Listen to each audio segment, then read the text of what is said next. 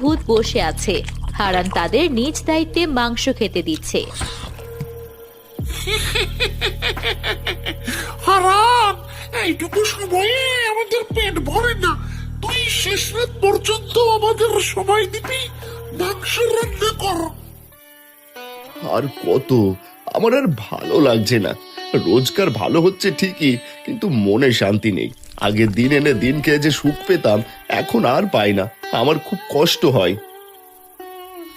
কষ্ট তোর তো ভালোই হয়েছে, ভালো ভালো খেতে পাচ্ছিস, চিন্তা করিস না।